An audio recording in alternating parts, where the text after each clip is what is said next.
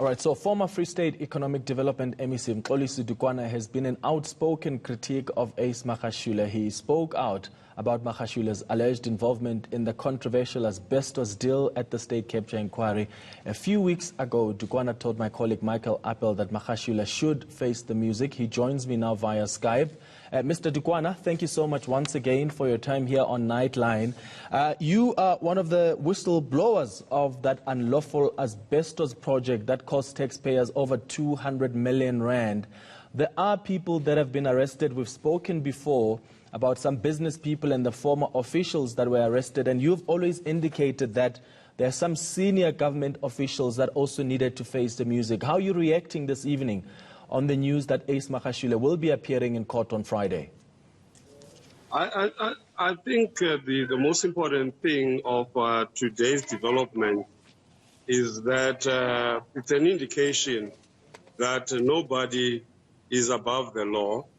And it's also very important that all of us understand that element, that all of us, if we have anything to respond to, we should actually avail ourselves. And I hope this will be the case in relation to Mr. Magashule. You gave us an elaborate plan of how that asbestos project was carried out at the state capture inquiry. Do you think the NPA have a strong case here against Magashule? I think so. There is a case for Mr. Magashule to respond to, and it's a strong case, especially with regard to his responsibilities as an executive head or authority, but most importantly of the role he played in using the proceeds of this criminal activity to pay to other third parties. What do you think the party's position and approach should be? We understand that the ANC top six has called an emergency meeting to possibly discuss, amongst other issues, how they will be responding to this issue. Should they ask Ace Magashule to step aside, especially given that resolution from the NEC that those who are facing corruption and other serious charges need to step aside, those that have been formally charged? So should they ask him to step aside as soon as he's formally charged on Friday? I think this will be the best thing to do to protect the integrity of the organization.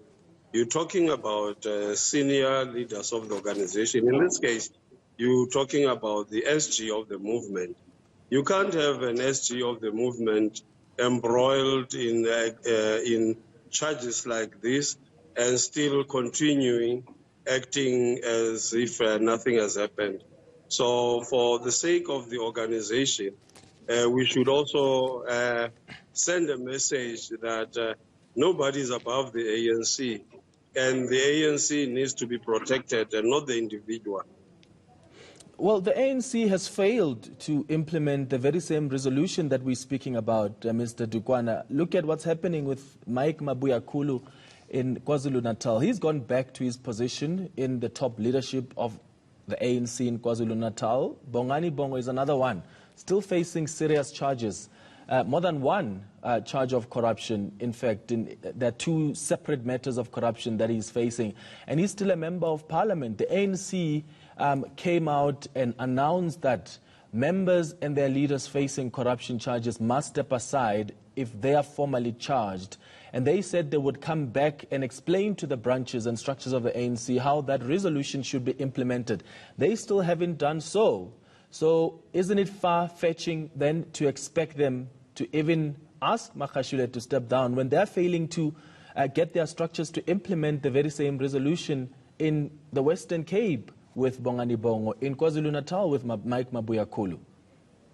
Maybe this could be the turning point where we will see the decisiveness of the leadership. Without a decisive decision-making in the leadership, you will not have an organization that would be respected.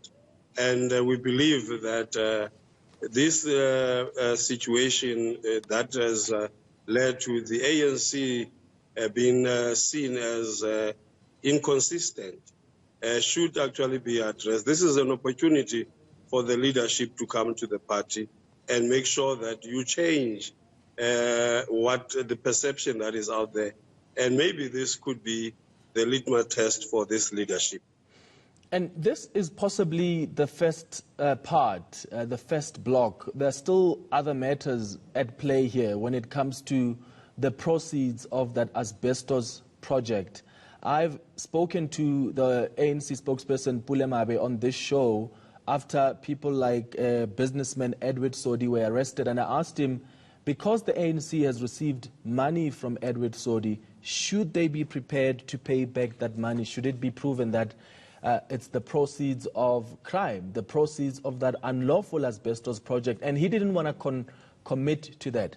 What do you think the party's approach should be, given how unlawful that project was, given the irregularities with which that project was carried out? Should the ANC at some point also acknowledge that we benefited from the proceeds of an unlawful project, and therefore we need to pay back that money? I've stated numerous occasions that the ANC does not exist for its own sake. It has a responsibility, and that responsibility is to the poor, especially the poor masses of our people. And in this case, when you have the organization, if it is proven that the organization has benefited from the proceeds of this heinous crime that was committed against the poor people, the ANC will be duty-bound to look into its integrity and decide that it was not aware that the money that it received was actually the proceeds of crime, and therefore pay it back and also apologize to the people that have suffered because of lack of implementation of these decisions.